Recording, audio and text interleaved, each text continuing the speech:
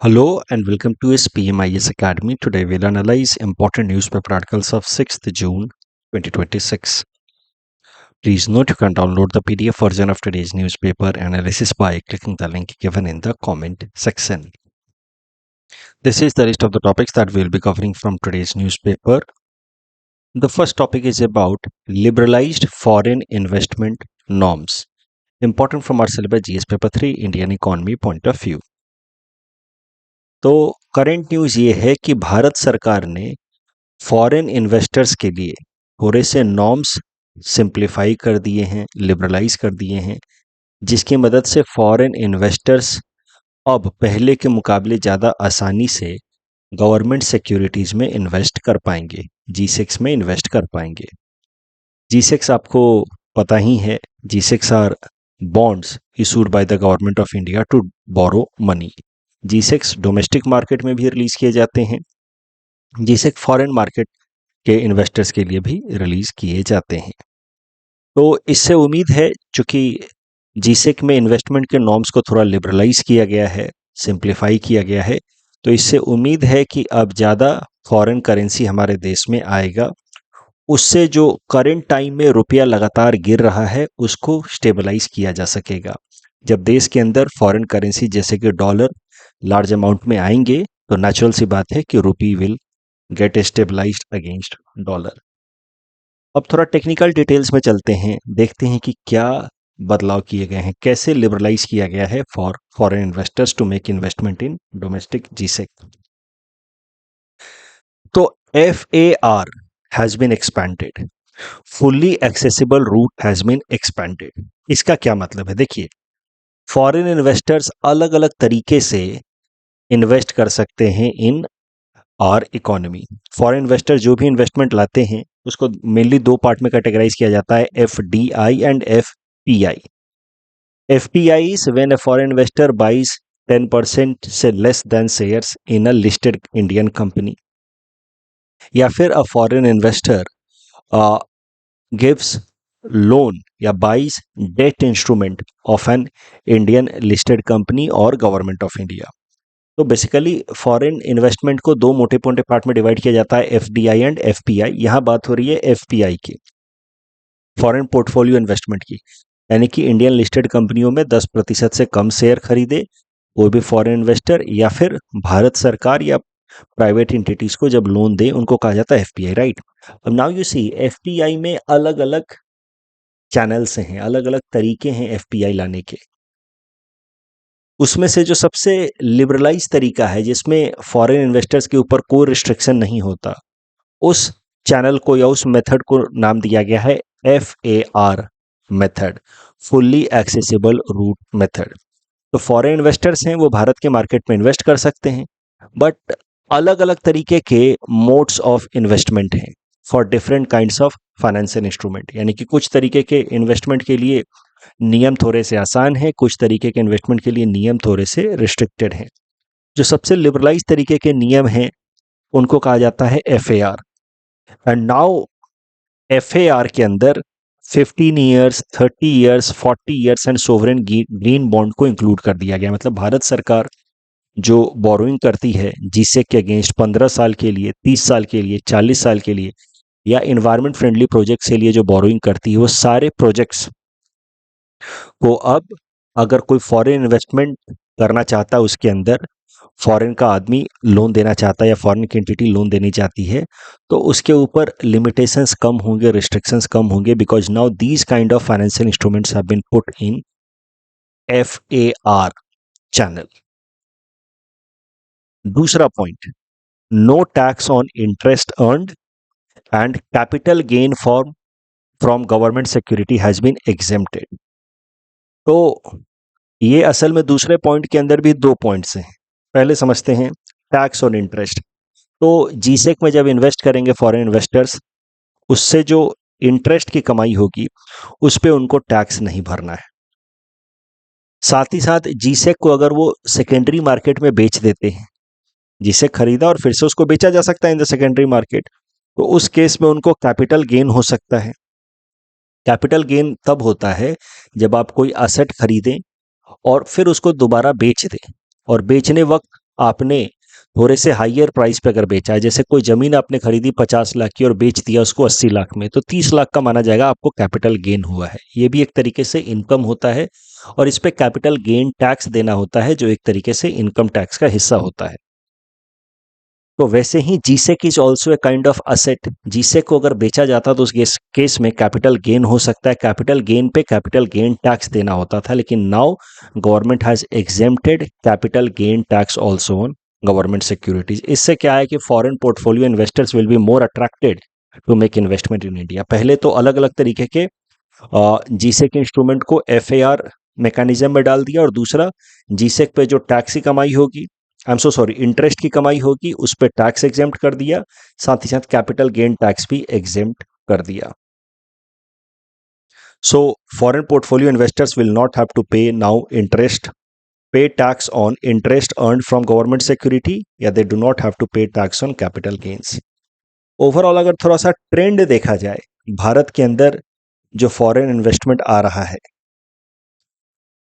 Foreign portfolio investment की यहाँ mainly बात हो रही है, तो साल 2024 में इक्विटी में भी हम पॉजिटिव में थे और डेट इंस्ट्रूमेंट में भी हम पॉजिटिव में थे।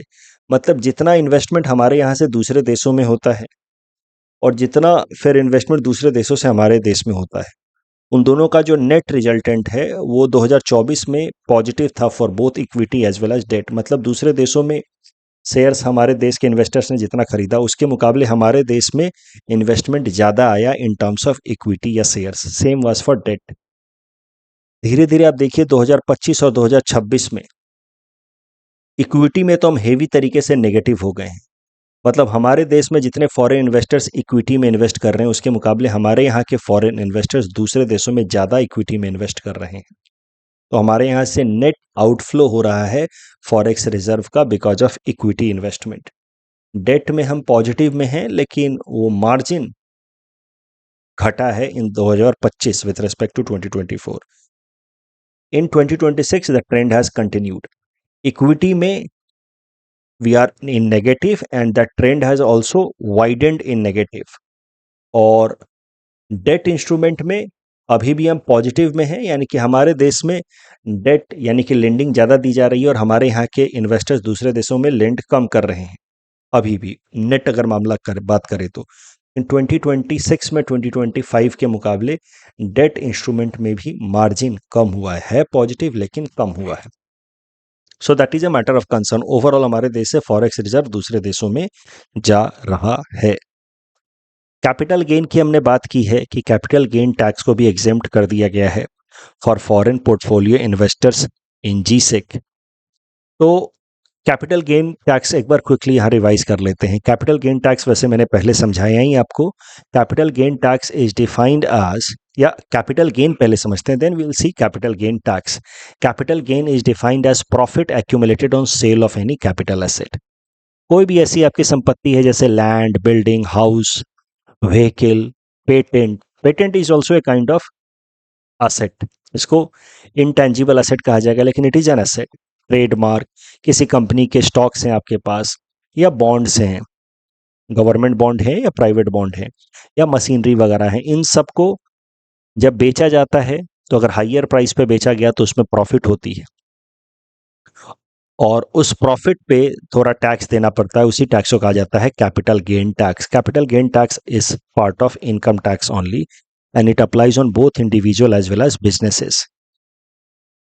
कैपिटल गेन टैक्स भी दो तरीके से लगाया जाता है, short term capital gain tax, long term capital gain tax.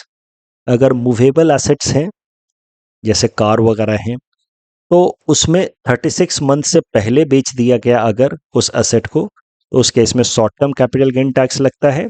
36 month के बाद बेचा गया तो long term capital gain tax. जबकि इमूवेबल प्रॉपर्टीज के लिए ये टाइम लिमिट 24 मंथ्स का है। Short term capital gain tax थोड़ा ज़्यादा होता है in comparison with long term capital gain tax. Generally अगर short term capital gain tax 20% है या 25% है, तो long term capital gain tax 10 या 12% ही रहता है। Long term capital gain tax rate is generally 50% of short term capital gain tax rate. इस topic के बेसिस पे ये प्रीलिम्स प्रैक्टिस क्वेश्चन है। Please attempt this question and submit the answer in the comment section. Next topic is about India's GDP growth rate for financial year 2025-26. Important from our syllabus GS paper 3 Indian economy point of view. तो ministry of statistics and programme implementation ने data release किया है जिसके हिसाब से भारत का GDP growth rate in the last financial year जो बीत गया है फाइनेंशियल ईयर 2025-26 वो ग्रोथ रेट रहा है 7.7%. ये रियल जीडीपी ग्रोथ रेट है. 7.7% is the real GDP growth rate, मतलब growth rate at constant prices आप कह सकते हैं. यहां लिखा हुआ भी है GDP growth rate at constant prices. Overall GDP amount कितना हो गया साल 2025-26 में, तो it has been 323 lakh crore rupees. Fourth quarter में देखिए, अगर पूरे साल भर को 4 क्वार्टर में हम डिवाइड कर सकते हैं तो पहले क्वार्टर में ग्रोथ था 6.8%, दूसरे क्वार्टर में 8.3, तीसरे में 8% और चौथे में 7.8. तो ओवरऑल जो इस साल का ग्रोथ रेट रहा है वो रहा है 7.7%. लेकिन आरबीआई ने कहा है कि जो अभी साल चल रहा है 2026-27 इसमें ग्रोथ रेट 6.6% ही रहेगा, क्योंकि ओवरऑल ग्लोबल डिमांड कम है और जियोपॉलिटिकल टेंशन चल रहे हैं because of conflict in West Asia. हमारे देश से उतना एक्सपोर्ट भी नहीं हो पा रहा, इसलिए पिछला साल में तो ग्रोथ रेट अच्छा खासा रहा 7.7%. लेकिन आने वाले साल ये यानी कि जो ऑन गोइंग ईयर है इसमें ग्रोथ रेट में स्लम्प टू 6.6%. इस टॉपिक डिस्कशन के बेसिस पे प्रिलिम्स प्रैक्टिस क्वेश्चन है. बेसिकली जो हम लोग क्लास में देखते हैं ना, year on year growth rate and quarter on quarter growth rate कैसे निकालते हैं, उसके बेसिस पे ये उस कॉन्सेप्चुअल डिस्कशन के बेसिस पे ये प्रश्न है. इसको आप अटेम्प्ट करें and you may submit the answer in the comment section. Next topic is about bimonthly monetary policy review by RBI. Important from our syllabus GS paper 3 Indian economy point of view. Monetary policy review से related कुछ basic बातें revise कर लेते हैं. हर 2 महीने में एक बार monetary policy review होती है. हम लोग हर 2 महीने में एक बार रिवाइज करते हैं ताकि ये कॉन्सेप्ट्स आपके दिमाग में कंसोलिडेट हो जाएं. आपको पता है कि इकोनॉमी में जनरली 2 सिचुएशन बनता है, at least in theories. Situation of high growth high inflation या low growth low inflation. High growth high inflation के केस में कॉन्ट्रैक्शनरी अप्रोच अपनाना होता है, लो ग्रोथ लो इन्फ्लेशन के केस में एक्सपेंशनरी अप्रोच अपनाना होता है. अब आरबीआई बनाती है monetary policy in order to regulate money supply in the economy. तो expansionary monetary policy when money supply is increased, contractionary monetary policy when money supply is decreased. अब RBI हर 2 महीने पे इकोनॉमी कि क्या करंट स्टेटस है उसको review करती है, कितना ग्रोथ है कितना इन्फ्लेशन है उसको रिव्यू करती है और इसके बेसिस पे फिर वो अपने मॉनेटरी पॉलिसी रेट्स में ऑल्टरेशन करती है. इसी एक्टिविटी को कहा जाता है monetary policy review. Monetary policy review 2016 से पहले आरबीआई गवर्नर अकेले किया करते थे, यानी कि it was his sole decision. लेकिन 2016 के बाद से आरबीआई एक्ट में अमेंडमेंट ला करके एक कमेटी बना दी गई, मॉनेटरी पॉलिसी कमेटी 6 मेंबर्स की, जिसमें 3 आरबीआई के मेंबर्स होते हैं, RBI governor, RBI deputy governor and RBI officer, and 3 members are appointed from government of India side. ये टोटल 6 मेंबर्स मिल करके मॉनेटरी पॉलिसी रिव्यू करते हैं. यहाँ पे फैसला वोटिंग के बेसिस पे होता है. RBI governor is chairman of this monetary policy committee. और जब टाई हो जाए किसी भी सजेशन के ऊपर तो उस केस में RBI governor has deciding vote या कास्टिंग वोट. मतलब अगर टाई हो गया तो फिर आरबीआई गवर्नर जो चाहते हैं वो बात फॉलो की जाएगी. अब जैसा कि मैंने आपको बताया, मॉनेटरी पॉलिसी रिव्यू पहले भी हुआ करता था, 2016 से पहले भी हर 2 महीने में एक बार. उस वक्त अकेले आरबीआई के गवर्नर फैसला लिया करते थे. अब भी होता है हर 2 महीने में एक बार, लेकिन अब मॉनेटरी पॉलिसी कमेटी फैसला करती है. 6 मेंबर की कमेटी मिलकर के डिबेट डिस्कशन और उसके बाद वोटिंग के बेसिस पे. मॉनेटरी पॉलिसी कमेटी जैसा कि मैंने आपको बताया 6 मेंबर्स होते हैं, लेकिन उसकी कोरम होती है 4 मेंबर्स की, यानी कि मिनिमम 4 मेंबर्स चाहिए तभी जाकर के मॉनेटरी पॉलिसी कमेटी की मीटिंग होगी. Now monetary policy framework agreement. This agreement was signed between Government of India and RBI in 2015 and then it was made part of RBI Act in 2016. As per this agreement, the main goal of RBI is to keep CPI inflation at 4% and a tolerance of 2% plus and minus has been allowed. इसी को कहा गया है flexible inflation targeting. तो RBI is expected to keep inflation CPI inflation between 2% to 6%। पहली बार जब monetary policy framework agreement लाया गया था तो it was for 5 years from 2016 to 2021। Then again in 2021 it was extended for 5 more years from 2021 to 2026. Recently, this monetary policy framework agreement was to expire on 31st March 2026, but it was again extended for 5 more years. So now monetary policy framework agreement is applicable till 31st March 2031. If RBI fails to keep inflation in the desired range, CPI inflation in the range of 2% to 6% for 9 consecutive months, yeah, 3 successive quarters, then in that case it will be considered as failure of RBI, and RBI will have to submit a report to the government of India explaining why it failed and what actions are being taken by RBI in order to bring inflation in the desired range. तो ये सब basic बातें हो गई with respect to monetary policy review. Monetary policy committee हमने देखा, monetary policy framework agreement हमने देखा। Now coming back to the current news. हर 2 महीने पे मॉनेटरी पॉलिसी रिव्यू होती है, तो अभी जून महीने में मॉनेटरी पॉलिसी रिव्यू हुई है। इसके पहले by monthly monetary policy review was done in the month of April 2026। RBI has decided to keep repo rate, which is the most important monetary policy rate, इसी को कहा जाता है नॉमिनल एंकर, मतलब most important rate. RBI has decided to keep repo rate unchanged at 5.25%। Repo rate के मुकाबले MSF rate and bank rate are indexed 0.25% higher या 25 basis point higher. तो अगर रेपो रेट है 5.25% तो MSF rate and bank rate continues to be at 5.5%, और repo rate के मुकाबले एचडीएफ रेट इज इंडेक्स्ड 0.25% या 25 बेसिस पॉइंट लोअर। तो रेपो रेट इज 5.25%, तो HDF is going to be 5%। साथ ही साथ RBI in this monetary policy review has said that it will maintain neutral policy stance. तो जब भी मॉनेटरी पॉलिसी रिव्यू करती है आरबीआई तो रेट्स वो डिक्लेयर करती है, साथ ही साथ वो अपना स्टैंस भी बताती है कि हम वो कैसा स्टैंस रखने जा रहे हैं। न्यूट्रल पॉलिसी स्टैंस मतलब RBI is keeping an open mind. Next review में वो रेपो रेट बढ़ा भी सकती है, घटा भी सकती है as per the situation of the economy. That is the meaning of neutral stance. और 2 तरीके के स्टैंस होते हैं, एक होता है एकोमोडेटिव स्टैंस जिसको डॉविस स्टैंस भी कहते हैं। तो जब आरबीआई कहती है कि we are now maintaining accommodative या डॉविस स्टैंस, मतलब आने वाले टाइम में वो रेपो रेट्स को कट डाउन कर सकती है। RBI is looking forward to cut down repo rate and promote growth in the economy, expansionary approach.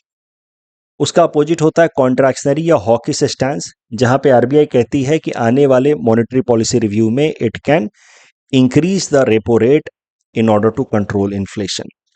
तो basically RBI apart from in its monetary policy review, apart from declaring the monetary policy rates, also declares its stance. It may be neutral, dovish or hawkish. Neutral means RBI is open and in coming reviews the repo rate may be increased or decreased. So dovish matlab RBI is looking forward in next review cut down repo rates in order to boost growth, and hawkish means in coming review RBI is looking forward to increase repo rate in order to control inflation. Topic के basis पे please practice question है, please attend this question and submit the answer in the comment section. UPSC ने mains में 2024 में प्रश्न पूछा था कि what are the reason behind high food inflation in India and comment on effectiveness of monetary policy to control inflation. Food inflation, देखिए food inflation Bharat में demand side से नहीं आता है, फूड इन्फ्लेशन आता है सप्लाई साइड से। होता क्या है कभी कभार कि मॉनसून फेलियर हो गया या पेस्ट अटैक हो गया या एनिमल अटैक हो गया, इस कारण से फूड क्रॉप्स का प्रोडक्शन कोलैप्स होता है और उस कारण से प्राइस राइज करता है। कभी कभार सप्लाई चेन में डिसरप्शन आ गया, बारिश हो गई, अनियन भीग गया पूरी तरह से, अनियन क्रॉप्स खराब हो गए, हेल स्टॉर्म हो गया, तो इन सब कारणों से सप्लाई साइड से फूड रिलेटेड इन्फ्लेशन आता है, डिमांड साइड से बहुत ज़्यादा नहीं आता है। यही कारण है कि monetary policies of RBI is not very effective in controlling food inflation. Food inflation को अगर कंट्रोल करना है तो हमें सप्लाई साइड पे काम करना होगा, जैसे कोल्ड स्टोरेज फैसिलिटीज बनानी होंगी, नेटवर्क, सप्लाई नेटवर्क हम लोग को बेहतर करना होगा ताकि फूड क्रॉप डिस्ट्रॉय ना हो, इरिगेशन के फैसिलिटी को एक्सटेंड करना होगा, ताकि मॉनसून के ऊपर ओवर डिपेंडेंसी रिड्यूस हो। तो ये सब आपको लिखना है इस आंसर के अंदर। Next topic is about initiative for agriculture sector. तो इस सेगमेंट में जो हम पढ़ेंगे ना, आप उसका भी इस्तेमाल कर सकते हैं इस मेंस आंसर को लिखने के लिए। इनिशिएटिव इन एग्रीकल्चर सेक्टर, तो इंडियन इकोनॉमी से रिलेटेड ये टॉपिक है। देखिए, ये टॉपिक मैंने इसीलिए कवर किया है ताकि एक जगह आपको एग्रीकल्चर रिलेटेड बहुत सारी स्कीम्स इसमें मिल जाते हैं। तो प्रीलिम्स में भी एज वेल एज मेंस में भी ये काफ़ी हेल्पफुल रहेगा। बेसिकली पीआईबी में आर्टिकल आया जिसमें हेडिंग था जिसका एम्पावरिंग इंडियाज अन्नदाता, मतलब फार्मर्स के एम्पावरमेंट के लिए क्या क्या स्टेप्स लिए हैं भारत सरकार ने रिसेंट टाइम में। तो सबसे पहले कुछ डेटा देखते हैं with respect to Indian economy. Indian economy के अंदर एग्रीकल्चर का कंट्रीब्यूशन लगभग 18% के आसपास है।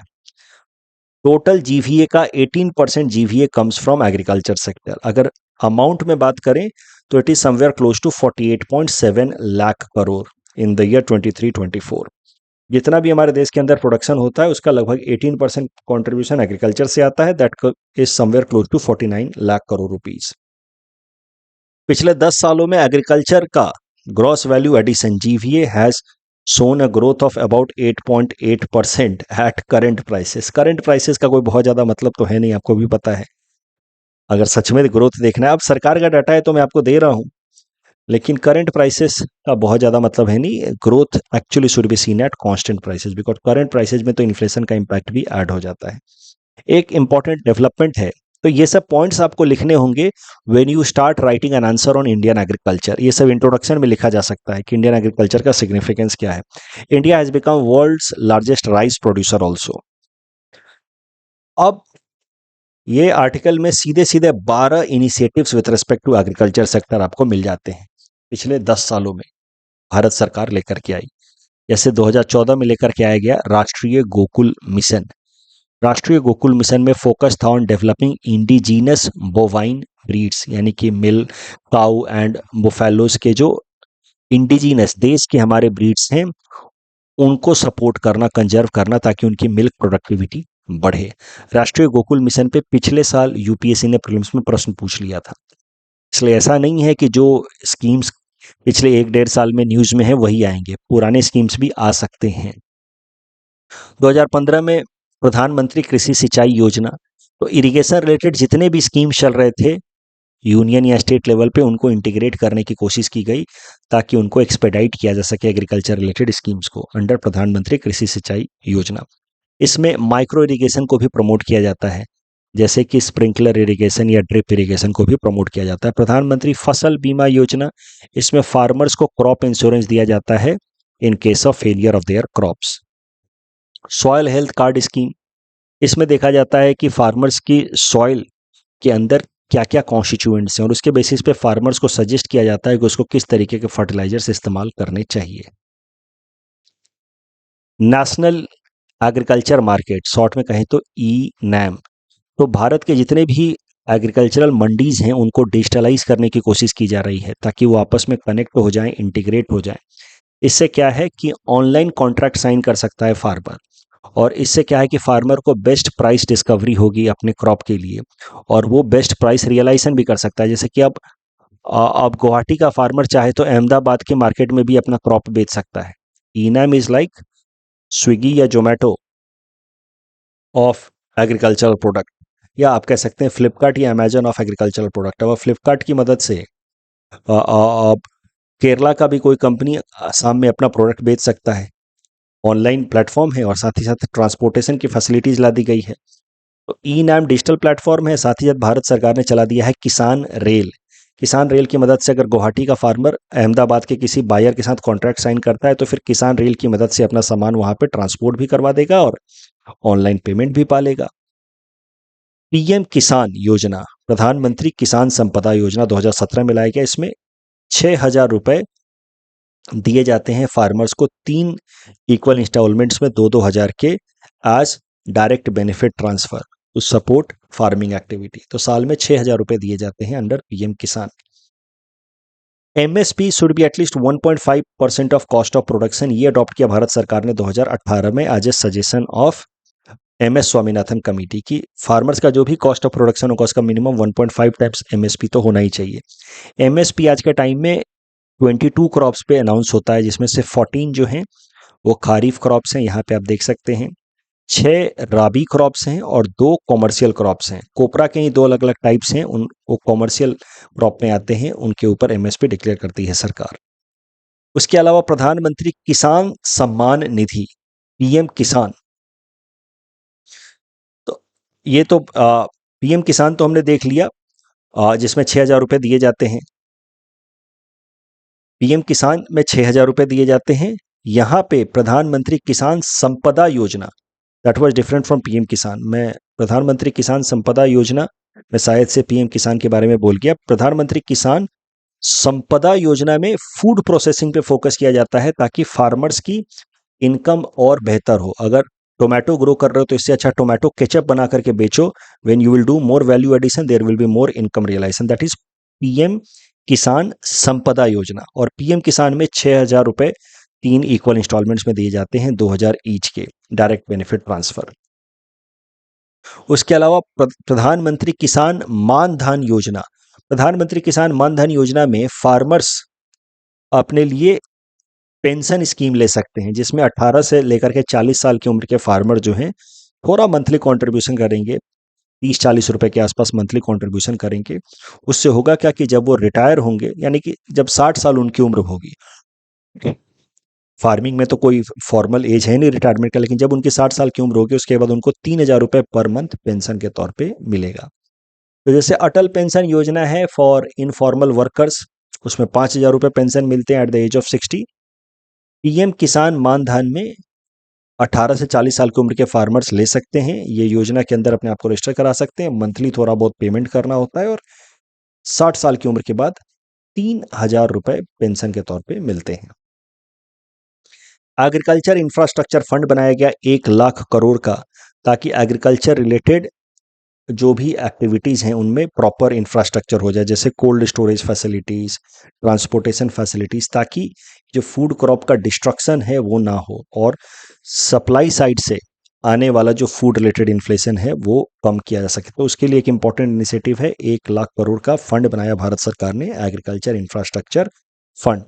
प्रधानमंत्री मत्स्य संपदा योजना, सो फिशरीज सेक्टर को बूस्ट करने के लिए प्रधानमंत्री मत्स्य संपदा योजना 2021 में मिनिस्ट्री ऑफ कोऑपरेटिव्स बना दिया है, मिनिस्ट्री ऑफ कोऑपरेशन बना दिया, अलग से ministry in order to promote cooperatives in India. उसमें मेन फोकस रहता है फार्मिंग कोऑपरेटिव्स को प्रमोट करने पे।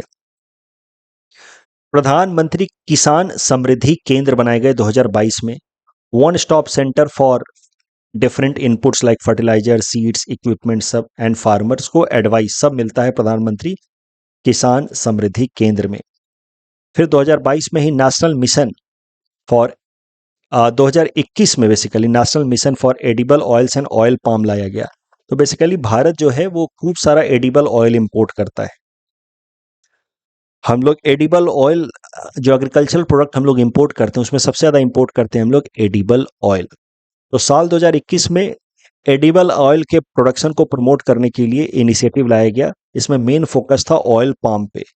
फिर 2024 में इसको और एक्सपैंड कर दिया गया, और national mission on edible oil पे अब बाकी भी ऑयल सीड्स पे, जैसे कि सनफ्लावर पे या सोयाबीन ऑयल सीड्स पे भी फोकस किया जाने लगा। तो पहले लाया गया national mission on edible oil for oil palm, later on national mission on edible oil for other oil seeds as well were brought in 2024.